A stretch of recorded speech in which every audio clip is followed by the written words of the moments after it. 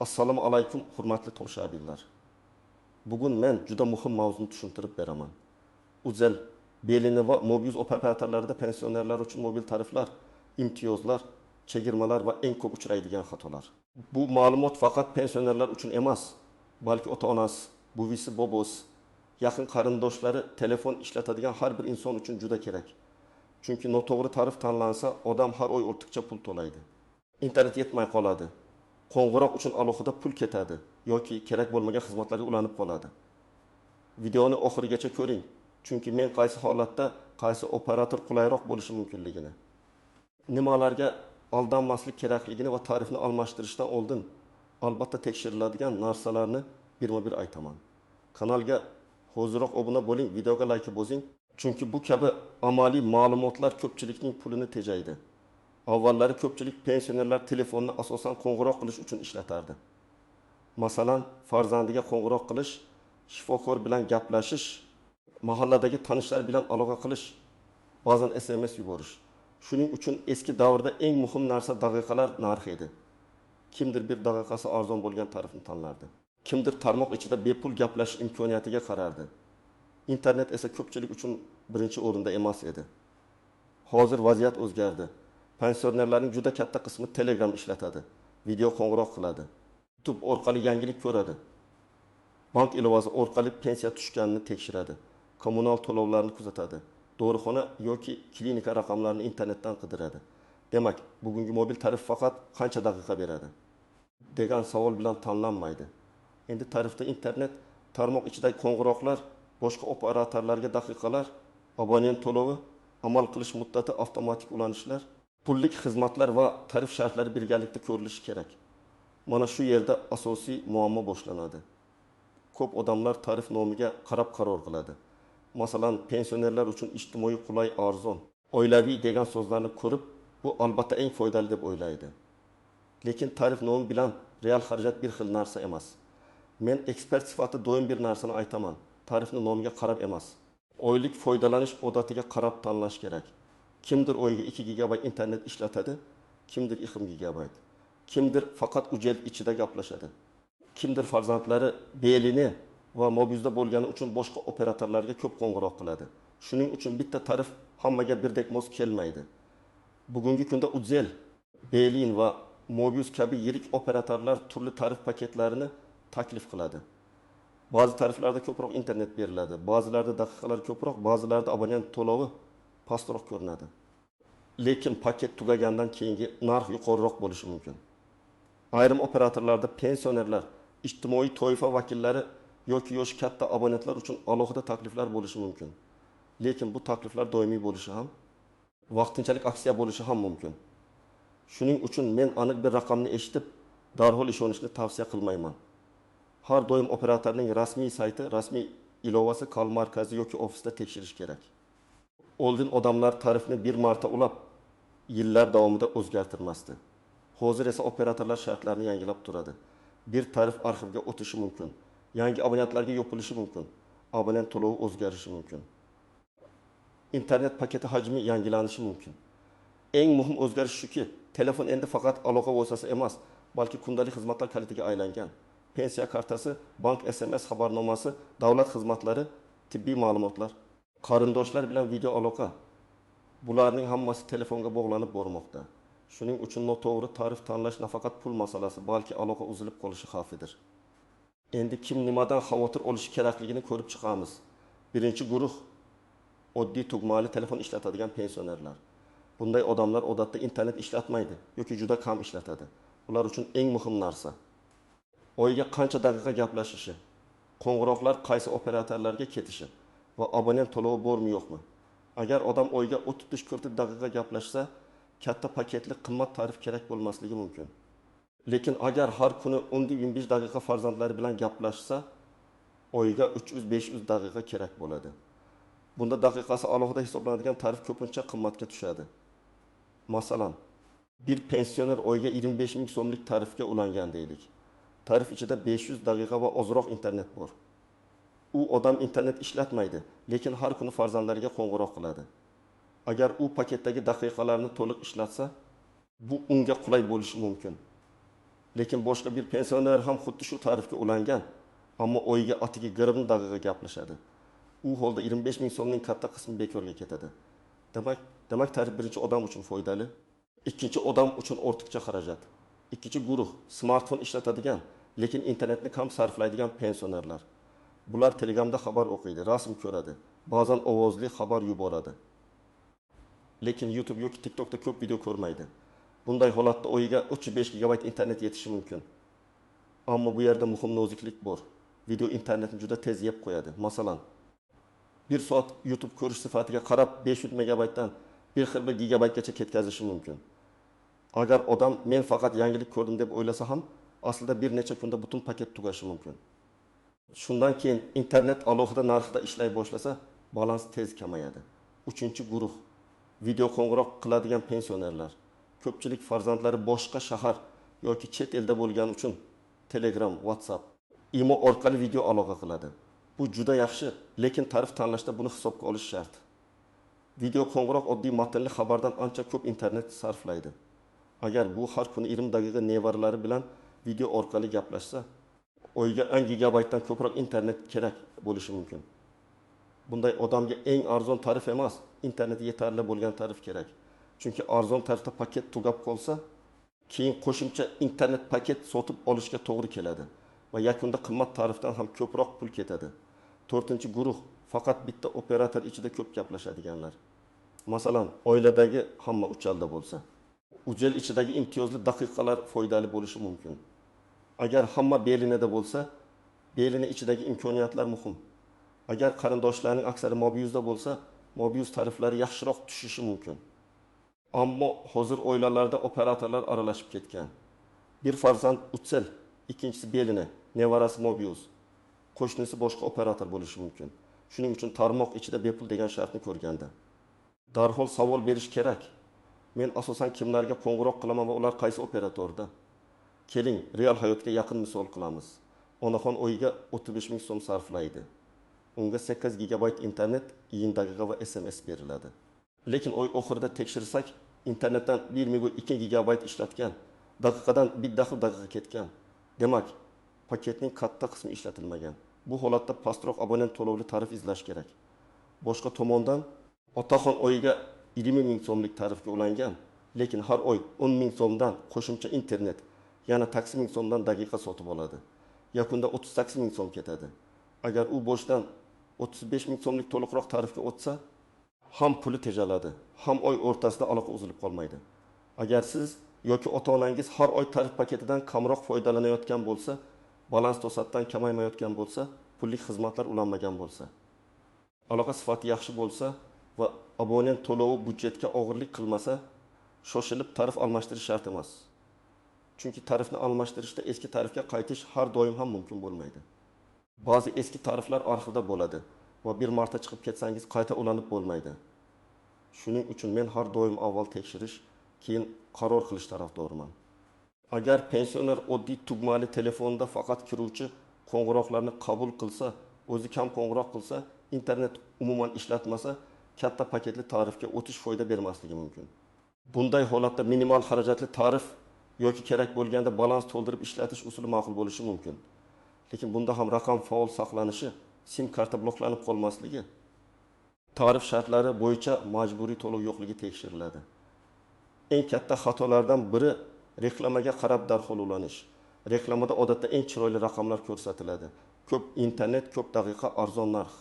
Lekin kichik shartlarda paket muddati, faqat tarmoq ichida amal qilishi, tungi internet bo'lishi, aksiya muddati tugashi, ayrim hududlarda aloqa sifati farq qilishi kabi masalalar bo'ladi. Masalan, cheksiz degan so'z ham har doim mutlaq cheksiz degani emas. Ba'zan tezlik cheklanishi faqat ma'lum ilovalar uchun amal qilish yoki adolatli foydalanish qoidasi bo'lishi mumkin. Ikkinchi nozik masala pullik xizmatlar. Ko'p pensionerlar balans nega kamayganini tushunmaydi. Sababi tarif emas, balki ob-havo xabari, musiqali gudok, yangiliklar obunasi, ko'ngilochar SMS, kontent xizmatlari bo'lishi mumkin. Bular har kuni 300 so'm, 500 so'm yoki 1000 so'mdan yetsa, oy oxirida sezilarli summa bo'ladi. Shuning uchun tarifni almashtirishdan oldin ham, keyin ham barcha pullik xizmatlarni tekshirish kerak.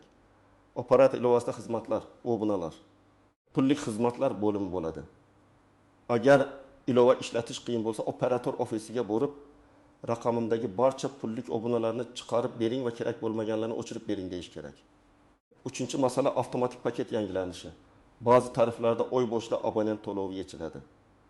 Agar balansda yetarli pul bo'lmasa, tarif to'liq yangilanmasligi mumkin, internet va daqiqalar berilmaydi.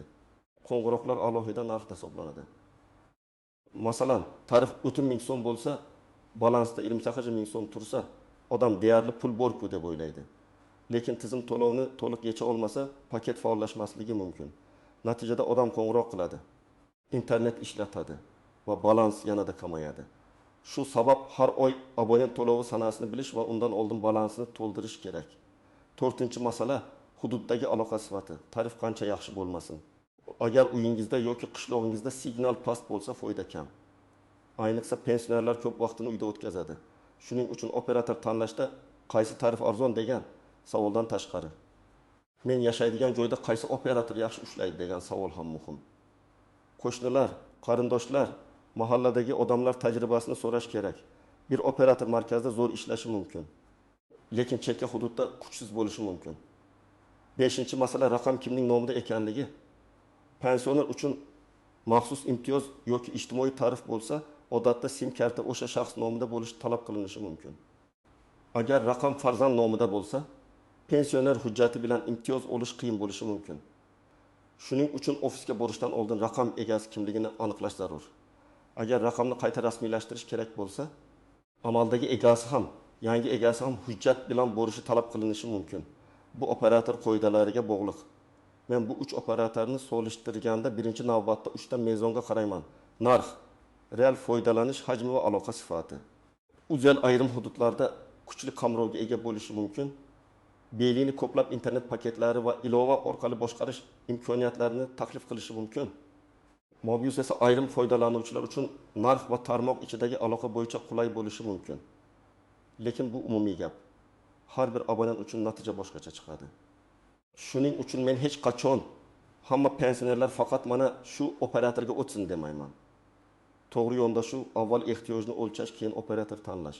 Agar pensionerning farzandlari va yaqinlari asosan uchalda bo'lsa, uzel tariflari ichida tarmoq ichidagi qo'ng'iroqlar, daqiqalar va internet hajmini tekshirish kerak.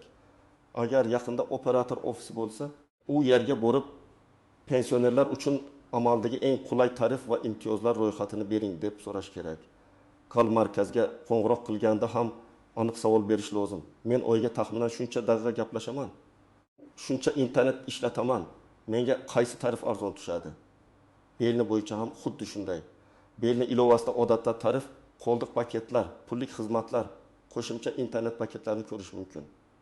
Pensionerning telefoni smartfon bo'lsa, farzandi yoki nevarasi ilovani o'rnatib, bir oy davomida sarfni kuzatib bersa juda yaxshi bo'ladi. Masalan, oy boshida paket qancha, oy o'rtasida qancha qoldi, oy oxirida nima yetmay qoldi, shular yozib boriladi. Shunda tarif tanlash taxmin bilan emas, real raqam bilan bo'ladi. Mobius bo'yicha ham asosiy masala shu. Raqam egasi mavjud tarif, oylik sarf, hududdagi signal, boshqa operatorlarga qo'ng'iroqlar narxi. Agar pensioner ko'p vaqt uyda bo'lsa va Mobius signali yaxshi bo'lsa, Mobius tariflari orasidan mos variant topish mumkin. Lekin agar farzandlarning aksari boshqa operatorlarda bo'lsa, faqat tarmoq ichidagi imtiyozga suyanish yetarli emas. Boshqa operatorlarga qancha daqiqa berilishi albatta tekshiriladi. Endi aniq nima qilish kerakligini bosqichma-bosqich aytaman. Birinchi qadam. Oxirgi bir oylik foydalanishni aniqlang. Telefoningizdagi operator ilovasi kiring yoki ofisga boring. Men oxirgi oyda qancha internet ishlatdim, qancha daqiqa gaplashdim, qancha SMS yubordim, balansimdan qaysi xizmatlar uchun pul yechildi deb so'rang. Agar ilovada ko'rsatilsa, screenshot qilib qo'ying yoki qog'ozga yozib oling. Ikkinchi qadam, qo'ng'iroqlar kimlarga ketishini aniqlang. Masalan, unda eng ko'p qo'ng'iroq qilinadigan raqamni yozing. Ularning qaysi operator ekanini bilishga harakat qiling. Agar saqonsa foiz qo'ng'iroq bitta operator ichida bo'lsa, tarmoq ichidagi imtiyoz muhim. Agar qo'ng'iroqlar aralash bo'lsa, barcha yo'nalishlarga daqiqa beradigan tarif kerak bo'ladi. Uchinchi qadam, pullik xizmatlarni tozalang. Operator ilovasida barcha obunalarni ko'ring. Tushunarsiz xizmat bo'lsa, o'chiring. Agar o'zingiz ishonmasangiz, rasmiy ofisga boring. hujjat sifatida pasport yoki ID kartani olib boring. Agar raqam boshqa odam nomida bo'lsa, raqam egasi bilan borish kerak bo'lishi mumkin. Ofis xodimiga aniq ayting. Menga kerak bo'lmagan pulli xizmatlarni o'chirib bering. Tarif shartlarini tushuntirib bering. Paket tugagandan keyingi narxlarni ham ayting. 4-qadam pensionerlik hujjatini tayyorlang. Agar operator pensionerlar uchun maxsus tarif yoki chegirma taklif qilsa, odatda shaxsni tasdiqlovchi hujjat va pensionerlikni tasdiqlovchi hujjat so'ralishi mumkin. Hozir ayrim ma'lumotlar elektron bazalar orqali tekshirilishi ham mumkin. Lekin ofisga borganda hujjatlar yo'lingizda bo'lsa, ish tezroq bitadi. Pasport yoki ID karta, pensiya guvohnomasi bo'lsa, uni ham olib boring. Agar telefon raqami sizning nomingizda bo'lmasa, avval rasmiylashtirish masalasini hal qiling. 5-qadam tarifni almashtirishdan oldin eski tarif haqida so'rang. Agar men yangi tarifga o'tsam, eski tarifga qayta olamanmi? degan savolni albatta bering. Chunki ba'zi eski tariflar arxivda bo'ladi. Yangi tarif yo'qmasa, qaytish imkonsiz bo'lishi mumkin. Shuningdek, tarif almashtirish pulimi abonent to'lovi darhol yechiladimi? Eski paket qoldiqlari kuyadimi yoki saqlanadimi? Bularni ham so'rash kerak. 6-qadam abonent to'lovi sanasini belgilab qo'ying. Masalan, tarif har oyning 5 sanasida yangilansa, tartib sana kuni balansni to'ldirish kerak. Buni telefon kalendariga eslatma qilib qo'yish mumkin. Agar pensioner o'zi unutib qo'ysa, farzandlari har oy bir marta tekshirib turishi yaxshi. Bu oddiy ish, lekin juda ko'p muammolarning oldini oladi. 7-qadam. Internet nazoratini yo'qing. Smartfonda mobil internet sarfini ko'rsatadigan bo'lim bor. Android telefonlarda sozlamalarda data usage yoki internet sarfi degan joy bo'ladi. Shu yerda oylik limit qo'yish mumkin. Masalan, tarifda 5 gigabayt bo'lsa, 4 gigabaytga ogohlantirish qo'yiladi. Shunda internet tugashidan oldin odam xabar topadi. Video sifati ham pasaytirilsa, internet ancha tejaladi. YouTube'da videoni 1080p emas, 306p yoki DHP qilib ko'rish pensioner uchun ko'pincha yetarli bo'ladi va paket uzoqroq yetadi. 8-qadam. Wi-Fi bor joyda mobil internetni o'chirishni o'rgating. Uyda Wi-Fi bo'lsa, telefon avtomatik Wi-Fi ga ulanib turgani yaxshi. Aks holda odam uyda ham mobil internet ishlatib paketni tugatib qo'yadi. Bu ayniqsa video ko'ruvchilar uchun muhim. 9-qadam. Shubhali SMS va havollardan ehtiyot bo'ling. Ba'zan sovg'a internet, YouTube bonus tarif degan SMS keladi. Havolaga bosib, pullik obunaga ulanib qolish yoki firibgarlikka uchrash mumkin. Pensionerlarga bitta qoidani tushuntirish kerak. Operator nomidan kelgan xabar bo'lsa ham tushunarsiz havolani bosmang. Avval farzandingizga ko'rsating yoki operatorning rasmiy raqamiga murojaat qiling. 1-vaziyat. Otaxon tugmali telefonda oyiga 6-7 daqiqa gaplashadi, internet ishlatmaydi. Unga katta internetli tarif shart emas. Uchun past abonent to'lovi, arzon qo'ng'iroq yoki kichik daqiqali paket muhim. Agar operator pensionerlar uchun arzon ijtimoiy taklif bersa, aynan shu holatda foydali bo'lishi mumkin. 2-vaziyat. Onaxon smartfon ishlatadi. Har kuni Telegramda xabar o'qiydi, rasmlar ko'radi, haftasiga 2-3 marta video qo'ng'iroq qiladi. Unga juda kichik internet paketi yetmaydi. Oyga kamida o'rtacha hajmdagi internet kerak bo'ladi. Agar paket tugagandan keyin avtomatik qo'shimcha paket ulanib pul yechilsa, buni oldindan bilish kerak. 3-vaziyat. Pensioner zonlari turli operatorlarda. Bunday odamga faqat tarmoq ichidagi bepul daqiqa foyda bermaydi. Unga barcha operatorlarga yetarli daqiqa beradigan tarif kerak. Aks holda Uzel ichida gaplashish arzon, lekin belini yoki Mobiusga qo'ng'iroq qimmat bo'lib, yakunda umumiy xarajat oshib ketadi. 4-vaziyat. Raqam farzand nomida, telefon esa onaxon ishlatadi. Agar maxsus pensioner tarifi faqat pensioner nomidagi raqamga berilsa, avval raqamni rasmiylashtirish kerak bo'ladi. Buni e'tiborsiz qoldirmang. Chunki ofisga borib vaqt yo'qotish mumkin. Bugungi xulosa shuki, Uzel, Belin va Mobiusda pensionerlar uchun eng yaxshi tarif degan savolga bitta javob yo'q. Eng to'g'ri tarif pensionerning real foydalanishiga mos tarif. Kimdir uchun arzon daqiqalar muhim, kimdir uchun internet, kimdir uchun boshqa operatorlarga qo'ng'iroqlar, kimdir uchun esa uydagi signal sifati eng asosiy masala. Men tavsiya qiladigan eng to'g'ri yo'l. Avval bir oylik sarfni tekshiring, pullik xizmatlarni o'chiring, raqam kimning nomida ekanini aniqlang. Keyin operatorning rasmiy ofisi yoki ilovasi orqali tariflarni solishtiring. Eng muhimi, reklamaga shoshilib ishonmang. Tarif shartlarini oxirigacha so'rang. Abonent to'lovi qancha? Paket qachon yangilanadi? Paket tugasa narx qanday bo'ladi? Eski tarifga qaytish mumkinmi? Pensionerlik hujjati kerakmi? Raqam egasi kim bo'lishi kerak? Mana shu savollarni bersangiz, ortiqcha xarajatlarning oldini olasiz. Siz qaysi operatordan foydalanasiz? Uzel, Belin yoki Mobius? Pensionerlar uchun qaysi tarif sizga qulay tuyulyapti? Izohlarda yozib qoldiring. Boshqalar ham sizning tajribangizdan foyda oladi. Videoga like bosing, kanalga obuna bo'ling va bu videoni ota-onangiz, buvingiz, bobongiz yoki telefon xarajatini kamaytirmoqchi bo'lgan yaqinlaringizga yuboring.